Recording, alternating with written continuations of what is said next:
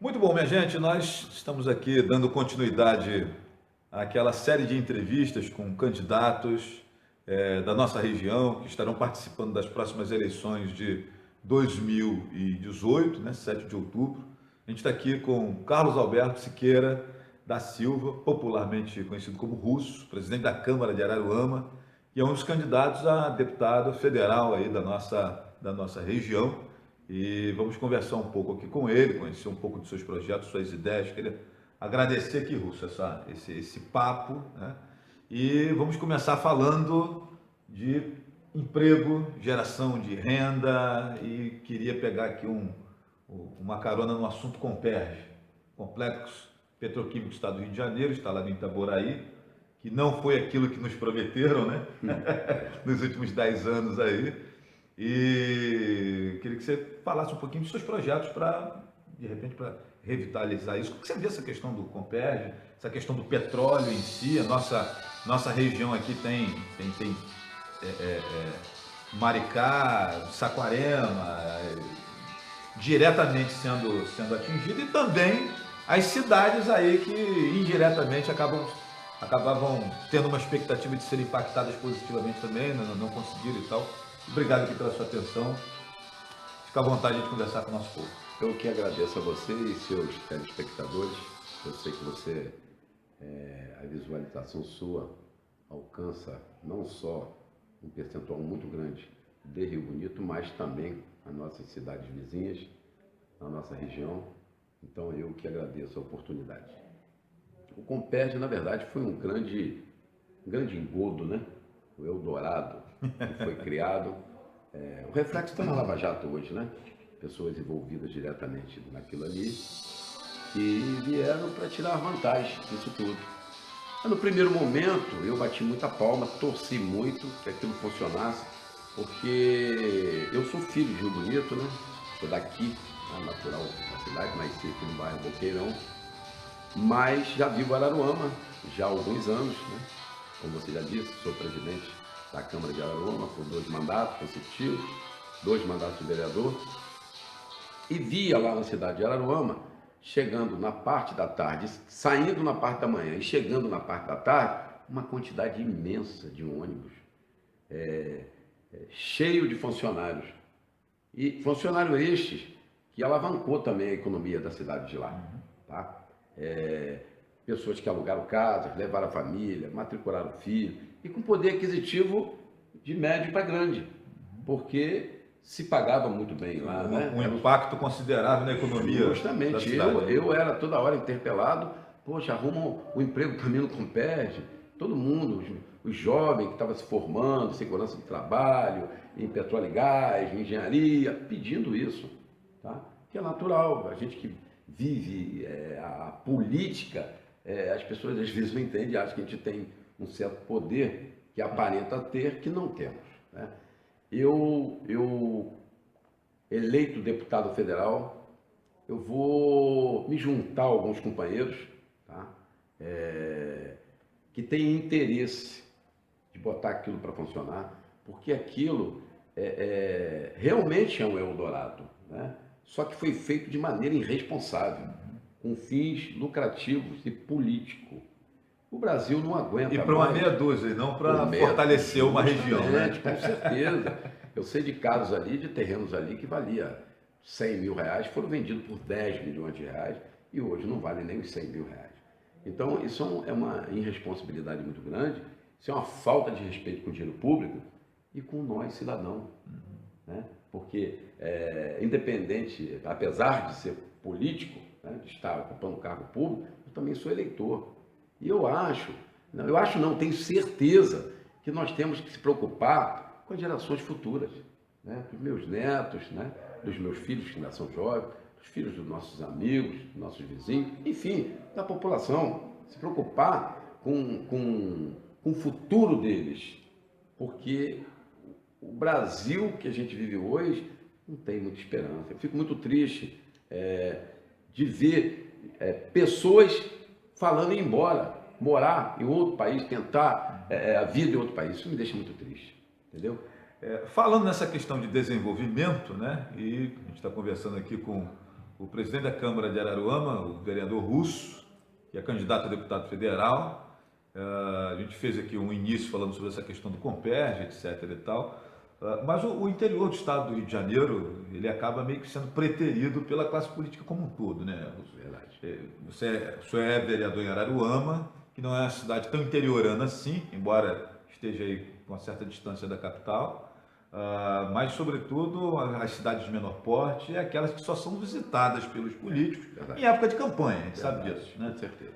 Que projetos que o senhor pensa e desenha, imagina para o fortalecimento dessas cidades interioranas, Cardoso Moreira, Italva, Miracema, e para nosso quadrado aqui também, Tanguá, Silva Jardim, Rio Bonito, Cachoeira, né, etc. e tal, cidades que também são distantes, constantemente enchem a capital até de pessoas em busca de emprego, de saúde, porque os grandes hospitais, os melhores empregos estão na capital. A gente precisa meio que descentralizar essas questões. Como é que o senhor vê isso? Que projetos que o senhor tem para esse fortalecimento do interior do Rio de Janeiro? Eu sonho com um Brasil rural. Eu acho que hoje a esperança do nosso país é o interior. Mas o que acontece no interior hoje é que quando se fala assim, faz um posto de saúde, faz um postinho lá. Vamos falar aqui de Rio Bonito. Quando se fala em construir alguma coisa, né? O cara assim, vamos ver lá na mata, lá no Rio Seco, lá em Jacundá, lá em Mineiro. Faz um negocinho lá, bota um postinho. Estou falando que meu pai era funcionário público, eu caminhei muito com meu pai, levando merenda, levando gás. Naquela época, a merenda vinha direcionada direto do governo federal, com carimbo, né, do governo federal. Então, eu cresci vendo isso. Então, hoje, tem que inverter esse papel, porque, na verdade, quem segura o Brasil hoje é a nossa pecuária e a nossa agricultura. O meu mandato será voltado, mas com muita ênfase, para o interior. A gente tem que fazer o caminho inverso, trazer o povo que deixou o interior, retornar das capitais e voltar. Mas para isso você tem que ter o quê? Você tem que ter os colégios, as escolas de tempo integral, para que você dê oportunidade ao agricultor dele trabalhar com tranquilidade. Só interrompendo só rapidamente, nós estamos em 2018 e nós temos ainda inúmeros lugares no interior que não pega telefone. Muitos. Internet não tem. Então como é que o filho desse fazendeiro, o filho desse sitiante vai querer ficar no lugar? Voltar, hoje a garotada quer um Facebook, quer um Instagram, etc. É lógico. E para agradar o filho, o pai acaba indo embora. Justamente, e aí, com certeza. e vai com o coração arrebentado, né? Estraçalhado. Então, o meu projeto hoje é um Brasil rural. Investir no interior. Fazendo o quê? Abrindo linhas de crédito, oportunidade. Nos Estados Unidos ou na Europa, se não me falha a memória, eles custiam o plantio. Se você vai produzir 100 caixas de tomate, eles já te pagam as 100 caixas de tomate. O governo entra. E se você der uma praga e não for para frente, né, desde que prove que você plantou, você não paga nada. Você não suja o seu nome, você não arrisca a sua propriedade. Então eu acho que está faltando isso. Investir no que está dando certo.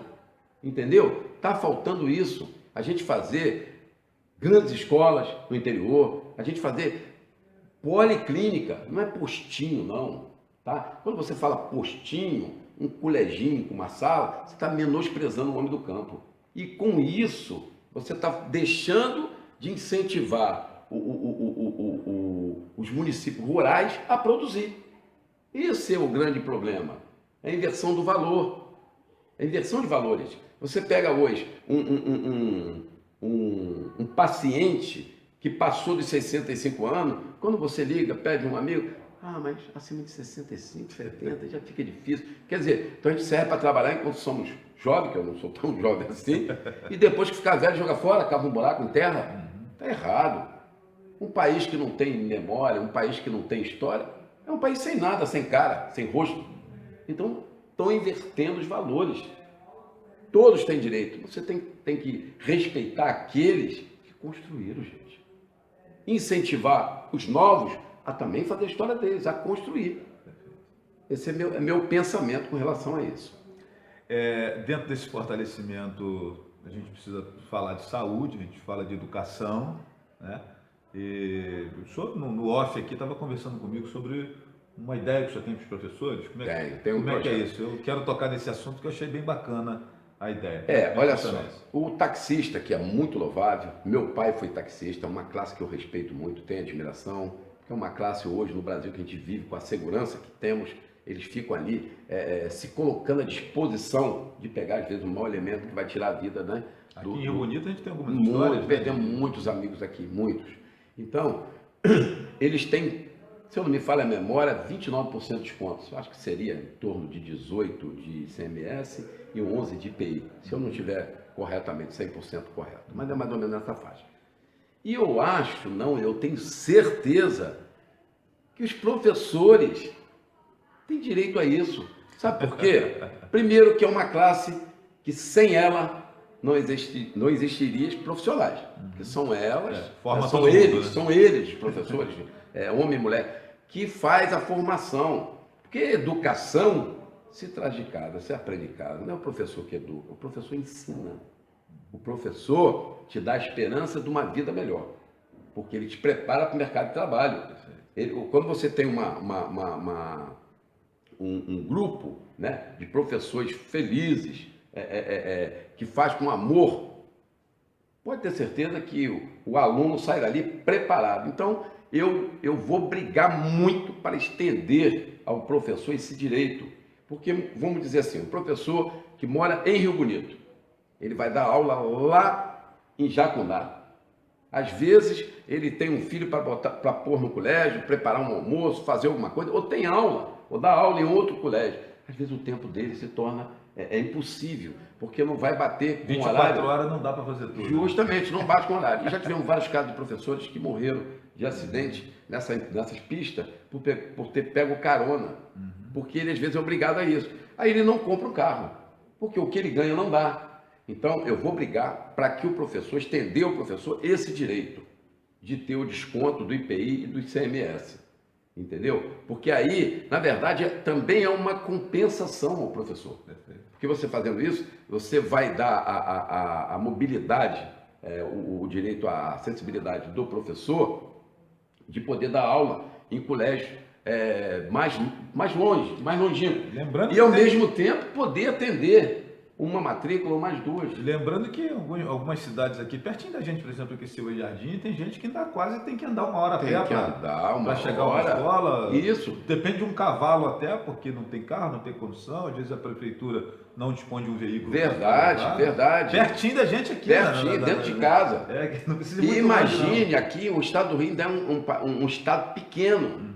Imagina o estado de Minas, que tem professor que anda 100 quilômetros, 150 para dar aula. Então eu respeito muito a classe taxista, como eu já falei, acho que eles têm todo o direito, mas acho... Tem mais gente precisando desse benefício. Lógico, eu tenho certeza. E detalhe, vai ser bom para as montadoras, que vai vender mais. E ao mesmo tempo, nós vamos estar dando assim um incentivo ao professor. Porque, querendo ou não... Você vai estar reforçando um conjunto de matrizes produtivas, né? Justamente. O professor, a indústria automobilística, o combustível... Isso, tudo. Vai gerar divisa de todos os lados.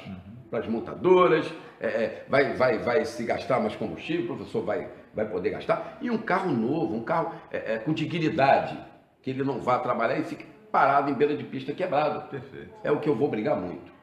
Aí uma proposta do nosso amigo Russo. E nós não podemos deixar de comentar, vereador, sobre a segurança pública, né?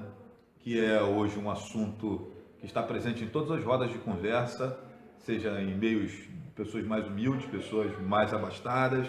A segurança pública hoje é um tema que está em pé de igualdade com a saúde, com a educação, com essas necessidades básicas, né? Mas a gente sabe que não é o deputado federal que interfere na segurança pública, né? Todavia, nitidamente com essa quebradeira do Estado aí, já há algum tempo o governo do Estado do Rio de Janeiro vem sinalizando que ele sozinho não está dando conta dessa pasta, desse setor. E tem pedido socorro aí não só a prefeituras, como também ao governo federal. E os policiais estão mal pagos e tal.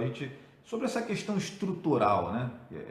Queria que o senhor falasse um pouquinho. Como é que o senhor vê essa questão de segurança pública, o olhar que o senhor coloca para esse setor hoje determinante para a nossa sociedade? Olha, eu lá em Araruama, eu pude, todo o tempo, né, ao longo desse tempo que eu estou em Araruama, eu pude acompanhar lá o ex-prefeito Chiquinho da Educação. E eu vi grandes projetos deles implantado e funcionar, inclusive até na segurança pública. Ele fez agora, dando um prêmio, na verdade, para quem se destacasse na segurança. Houve até uma intervenção do Ministério Público, não permitindo mais que a Polícia Civil e a Polícia Militar fizesse parte desse quadro, agora ficou só com a Guarda Municipal, mas eram as 3 forças que tinham direito a isso. A segurança hoje, na verdade, é o calcanhar de Aquiles.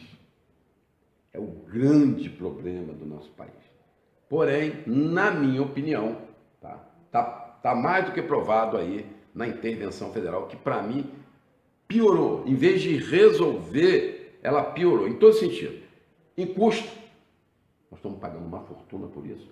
Não funciona, porque continua de pior para pior. Não vejo... Agravou, né? Não vejo chance nenhuma. Eu só vejo uma solução para isso.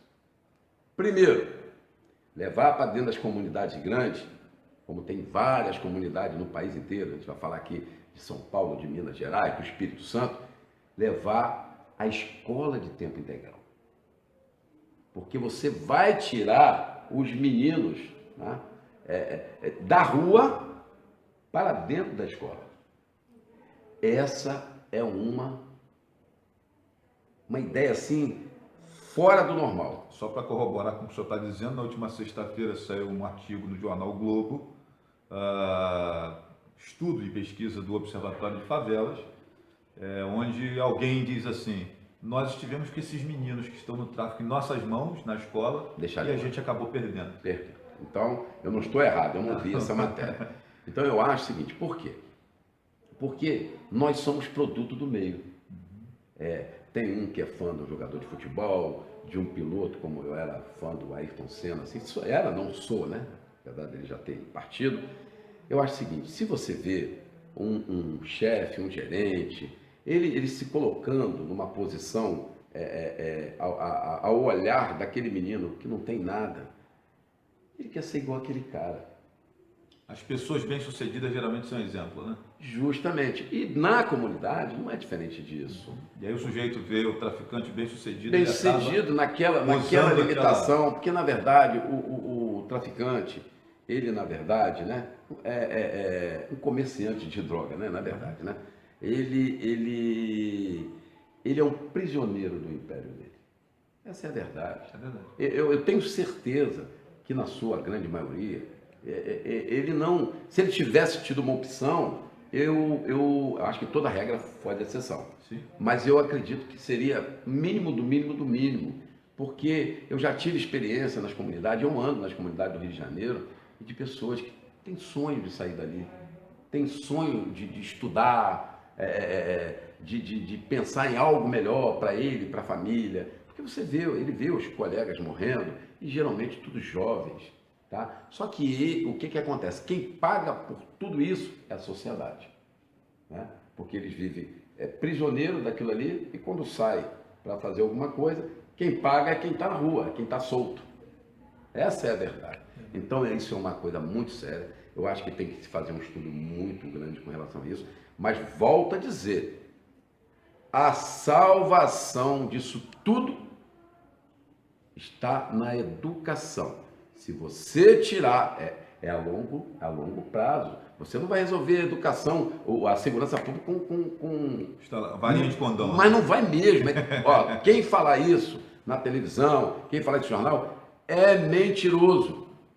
Eu vou repetir, é mentiroso. Não vai resolver.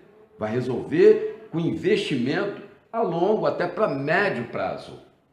Mas ninguém quer fazer isso. Ninguém quer investir nisso. Aí, infelizmente, a gente passa o que a gente passa hoje, vendo inocente morrer. Vereador, falamos um pouquinho aí de segurança pública e viés interessantes, isso que o senhor coloca da questão da educação. E vale lembrar também que parte dos problemas que nós enfrentamos, problemas sociais, etc. e tal, vai muito na lógica da corrupção também, né? Eu estava até conversando com um amigo sobre essa reportagem que saiu no jornal o Globo, do Observatório de Favelas, e eu falava que nós precisávamos ter um observatório de mansões, um observatório de coberturas e um Isso. observatório de condomínios ricos, porque, por vezes, quem está nesses ambientes acaba sendo o grande... Proporciona toda essa desgraça que a gente vê. Exatamente. Tudo aquilo que o Observatório de Favela viu nas favelas do Rio de Janeiro, e não é diferente do Brasil inteiro, acaba nascendo por conta de comportamento, usos e costumes até, Claro. de pessoas que estão nesses espaços mais ricos e mais chiques. É verdade. E queria que o senhor discorresse um pouquinho sobre essa questão da corrupção, esse momento que a gente vive. E aí eu queria até, não quero ouvir a opinião do vereador Russo, nem do candidato Russo, eu quero o cidadão Carlos Roberto Siqueira da Silva, o eleitor. Como eleitor. Como é que o senhor vê, qual seria o perfil de candidato para ter o seu voto nas eleições de 2018? O que o senhor estaria procurando? Diante de tanta gente preso e solta e prende de novo e levaram tantos milhões, milhão para cá, lá e tal. Como é que o senhor vê esse momento nosso e o que o senhor estaria procurando se fosse um eleitor comum? Eu tenho hoje a esperança, porque senão também a vontade de ser deputado federal iria ser jogada para o canto, porque eu não iria ser candidato. Eu tenho a esperança hoje da gente ter assim, uma mudança muito grande, massificada no Congresso Nacional, com vários russos que não teve oportunidade para chegar lá e se juntar. Cada um com uma ideiazinha para o seu estado, até aqui do Rio de Janeiro, para a gente junto fazer uma nova história. Para a gente junto, a gente brigar para melhorar. Por quê? A desgraça já foi feita.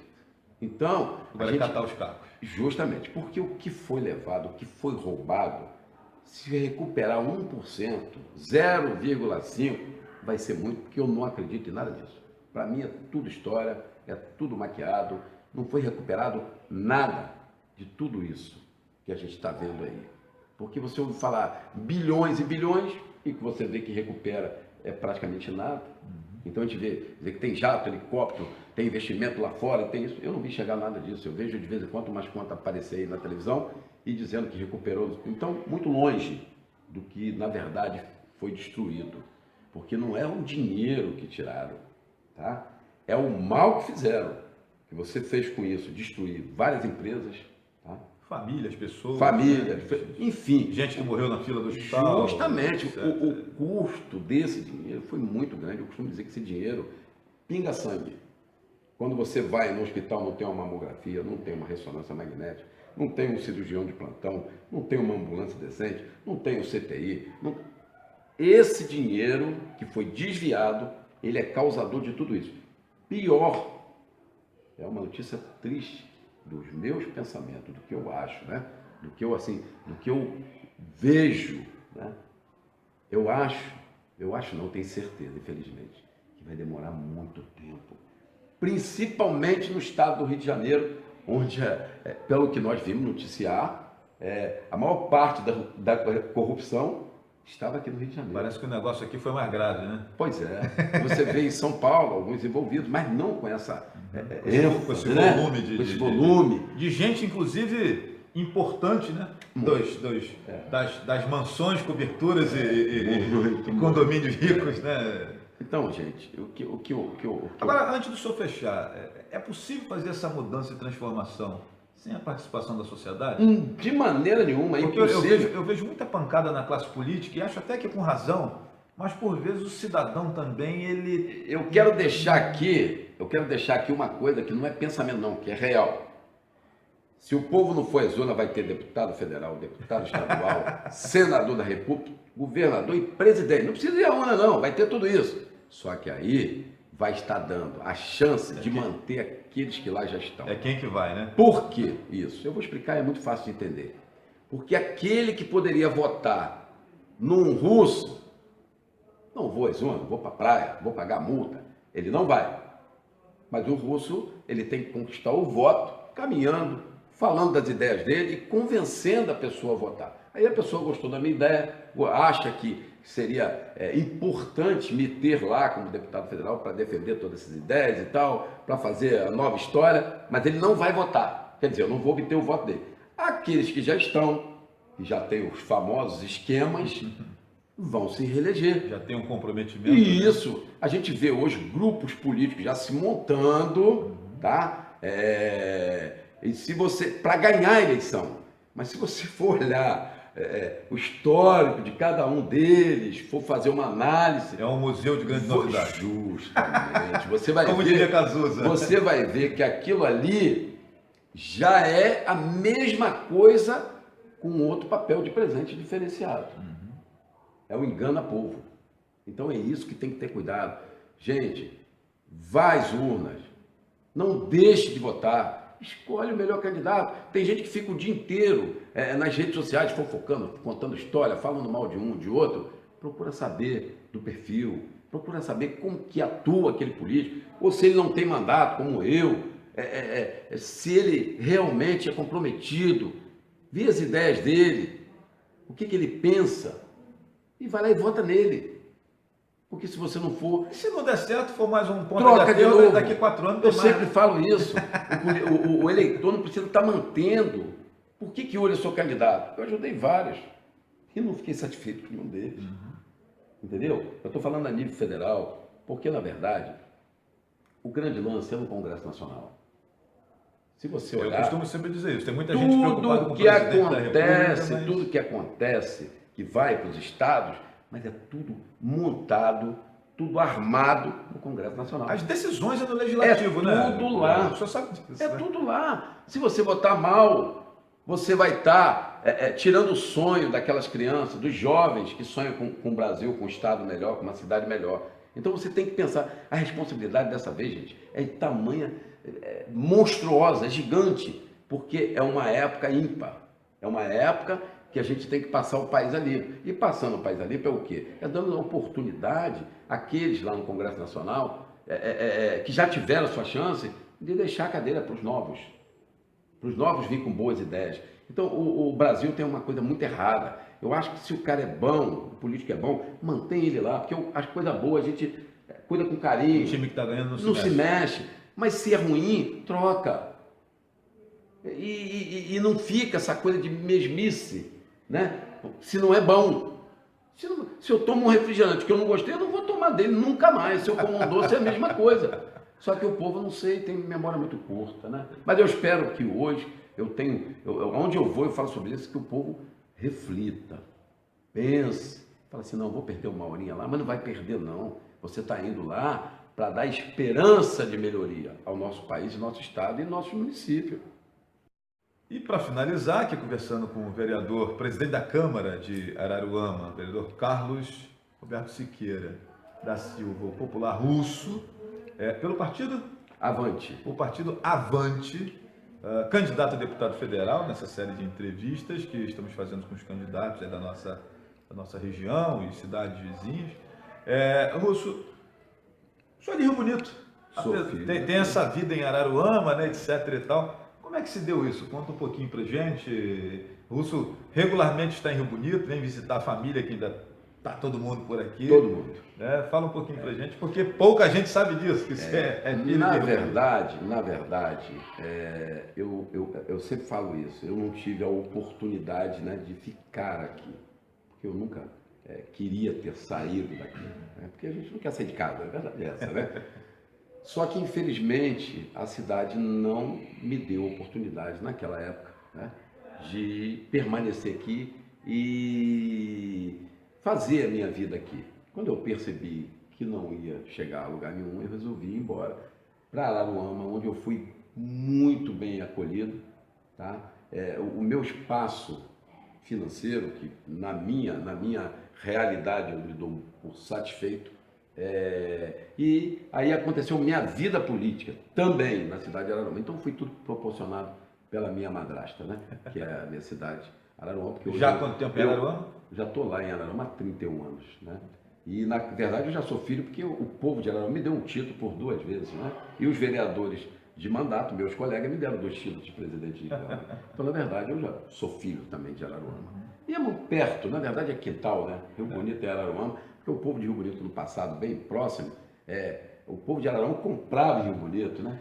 O que nos distanciou da cidade de Araruama e Saquarema foi o maldito pedágio da Via Láctea. Pedágio. Que cada dia... É 20 para ir, 20 para voltar. Né? Todo dia sobe um pouquinho, é R$1. Eu não lhe perguntei nada sobre isso porque é uma questão estadual, mas o que distanciou as cidades aqui foi a questão do pedágio. Muito embora, tá? Eu concordo plenamente com suas palavras, mas muito embora, que seria obrigação do governo ter uma estrada decente, que hoje não é a estrada que a gente esperava, né? Ainda mais pagando essa fortuna. Mas diminuiu muito o acidente, tá? Sem dúvida. A preço muito alto, sem a dúvida. gente sabe que é um preço muito alto, até distanciar, né, Araruama de Rio Bonito, Saquarema de Rio Bonito, mas a gente hoje tem uma estrada melhor, né? É um custo alto, mas tem uma estrada melhor. Mas eu acho o seguinte, transitamos com mais segurança. Justamente. E não tivemos nada em troca do governo, porque o governo continua recolhendo os impostos, tudo que sempre pagou, e ainda criou mais um, que é o engano bobo, que deu o pedágio, né? Porque era obrigação do governo. O governo pegou o dinheiro, né? Pega o nosso dinheiro, fica para ele, e dá para outro explorar a gente, fazer mais uma conta para a gente. É como se a gente tivesse 2 contas de luz. É bitributação, né? Tem muita gente que defende essa justamente. Que é bitributação. Falando nessa parte aí, uma das bandeiras também que eu vou brigar muito, não sei pelos interesses políticos se eu vou conseguir ser feliz, mas vou brigar muito, vou fazer um estardalhaço, é o imposto único. Eu acho que nós vamos triplicar a nossa arrecadação com o imposto único, porque todos vão querer pagar. A gente tem que fazer o povo brasileiro ter vontade de pagar o imposto. Quando você cria um imposto único, aqueles que não pagam, que são muitos, vão passar a pagar. Então vai achar que a gente está perdendo, na verdade nós vamos estar ganhando muito mais. Então eu acho que hoje, como o senhor tocou aí no assunto da minha saída daqui da cidade, a minha saída foi justamente nesse sentido. Um jovem, né, nascido aqui no Boqueirão, filho de um funcionário da prefeitura de Rio Bonito. Meu falecido pai se aposentou lá, né, infelizmente não conseguiu curtir a aposentadoria porque veio uma doença maléfica e o levou. E minha mãe, que trabalhava no Colégio Monsenhor, né, que era faxineira do Colégio Monsenhor, que hoje está aposentado. Né, o nome do seu pai e o nome da sua mãe? Papai era Moacir Miranda e mamãe Erli. Então, o que acontece? A minha família toda daqui está espalhada na cidade toda. A gente, na verdade, somos oriundo do interior. Catimbau, Duas Barras, Mata, Rio Seco. Nós somos oriundo de lá. E aqui viemos, a família veio e se espalhou. Hoje tem para tudo quanto é lado, né? Somos conhecidos em Boa Esperança, tem muito parente em Boa Esperança, Nova Cidade. Aí lá na Mata ainda tem alguns, aqui no centro. Caixa d'Água, enfim, está espalhado em Rio Bonito todo, né? E foram crescendo as famílias, os primos foram casando, e depois veio os filhos, foram casando, quer dizer, a família se tornou uma família muito grande. Mas eu fiz história na minha vida em Araruama, porque lá assim, as portas se abriram para mim, diferente daqui. Aqui ainda tinha, a Rio Bonito é uma cidade de serra, mas ainda tinha aquela coisa, na minha época, hoje não tem mais, né? Mas ainda tinha aquela coisa de cidade provinciana, né? De você ter assim, seu currículo, né? Tá? Coisa que lá, por ser cidade praiana, nunca teve isso, então foi mais fácil, né? Mas eu sonho de Rio Bonito crescer, porque eu tenho paixão aqui por Rio Bonito, ver a cidade crescer, desenvolver, porque nesses 30 e poucos anos que eu fui embora, infelizmente, com respeito a todos aqueles que governaram lá no passado, me dou super bem com todos eles, tenho um carinho com todos eles, né? Não vou citar nome aqui, mas eu sonho de ver Rio Bonito na mão de um jovem, de uma pessoa, nada contra a terceira idade, pelo contrário, eu já falei aqui, sou apaixonado pela terceira idade, mas de dar oportunidade àqueles que têm uma visão diferenciada. Na verdade, você né? está falando de práticas, né? Justamente. Práticas que sejam mais modernas. Para a gente dar oportunidade aos nossos jovens de ser mais um russo, né? Só que dentro da nossa cidade. Isso que eu ia não falar, precisar sair daqui. Crescer sem precisar ir embora. Justamente. Então, eu acho que isso é o grande lance. A gente tem que pensar, vamos aproveitar agora essa eleição que a gente vai ter agora, que na minha concepção, tá, é o meu sonho, que mude, tá? Que mude. Aí se o povo responder nas urnas, no Brasil inteiro, e mudar, E vamos pensar nas municipais também da mesma forma, que é para a gente ter Daqui 2 anos tem, né? Lógico, tá pertinho, para a gente ver, na cidade crescer. Meu sonho de chegar aqui, porque hoje eu fecho os olhos em Rio Bonito e quando abro, eu lembro como eu era criança, que eu era camelô ali no centro, trabalhando ali com o falecido João da Silva Lessa, que era camelô, né? Que era um homem até que fez história, que encaminhou todos nós, né? Esse homem tinha que ter uma estátua ali, no centro, que ele encaminhou tudo, só não foi, assim, não conquistou alguma coisa quem não quis. Porque ele dava oportunidade, fazia crédito para a gente nas lojas, nas lanchonetes, a gente sentia assim, importante, né? Aquela coisa interiorana. Isso, mesmo, né? ele trazia a gente, fazia a gente se sentir importante. Então, uma pessoa que eu tenho um imenso carinho em memória, né?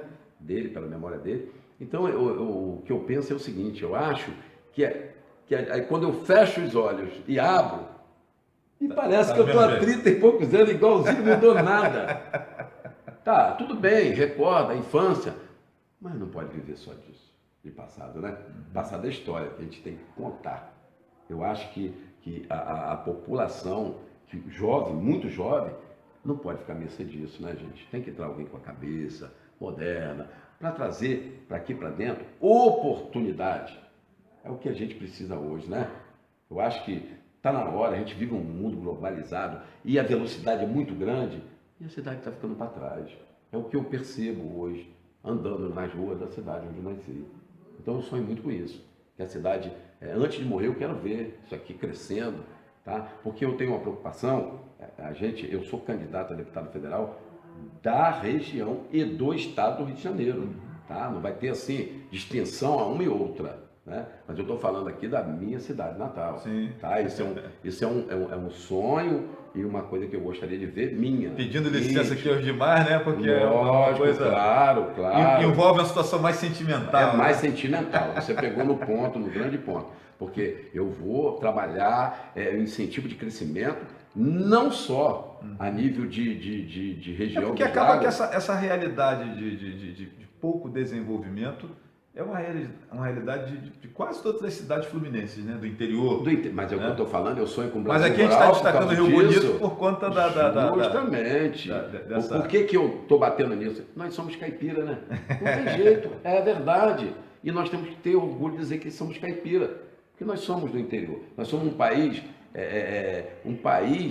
agricultor. Só que ainda não viram isso. Porque o que salva a gente não é a produção. É o que segurou o Brasil com essa crise imensa. Nós somos produtor de petróleo, de grãos e de carne. Nós somos um país de futebol. Já fomos. Nós exportamos samba?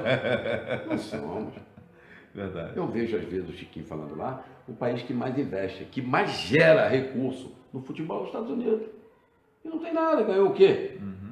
Mas lá é que fabrica dinheiro, ganha dinheiro. Aqui não. Aqui ganha meia dúzia de jogadores que pagam uma fortuna para eles. Entendeu? E vende o sonho. Somos isso, não somos nada não, somos produtores. Basta entender que nós somos produtores, você vai ver como é que o Brasil vai alavancar. Entendeu? E é isso que tem que ser feito. E esse crescimento ser redistribuído. Claro, com as cidades, lógico. Né, nós temos que ter um trabalho voltado para a Baixada Fluminense, para a capital e diferenciado para o interior. Porque são duas coisas totalmente distintas. Respeitando as peculiaridades claro, lógico. desses lugares. Porque, na verdade, quando você ganha uma eleição e se torna deputado federal, você é deputado federal da nação, do Brasil. Então, as ideias, os projetos que você aprovar em Brasília, ele vale para a federação. Então, você tem que ter responsabilidade, tem que estudar as regiões, os estados, para você não falar besteira e nem fazer besteira. Né? Porque eu acho que o cara inteligente, ele escuta.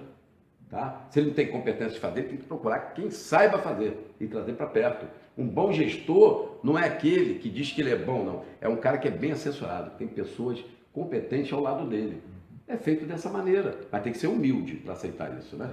É o que nós estamos precisando hoje, de homens humildes, que vão buscar os capacitados para estar próximo. Show de bola. Minha gente, conversamos aqui então com o nosso amigo Russo, que é candidato a deputado federal, né, nessa série de entrevistas que nós vamos fazer com os candidatos aí da nossa região. Boa sorte. Obrigado. Para você e para você que está nos acompanhando aí também. Siga esse trabalho de pesquisa, olhando cada nome, o histórico, a vida de cada um. E eu quero estender esse compromisso com o combate à corrupção a você que é eleitor, que é cidadão, né? Porque a gente reclama muito dos políticos, mas por vezes a gente não se comporta muito bem também não. Então essa mudança, esse caminhar em direção à mudança tem que ser tomado em conjunto. Um voto vendido custa tudo isso que está acontecendo. Exatamente. A gente agradecer aqui o vereador Russo por esse papo conosco aqui e agradecer você que está nos acompanhando aí. Grande abraço, sucesso e está me devendo uma visita lá no programa Flávio Azevedo para a gente bater um papo ao vivo lá. Com certeza, vou. Vai ser um prazer. Vai ser um prazer. Valeu, gente. Abraço de bons amigos que estão sempre nos acompanhando aí. Valeu. Abraço a todos. Obrigado.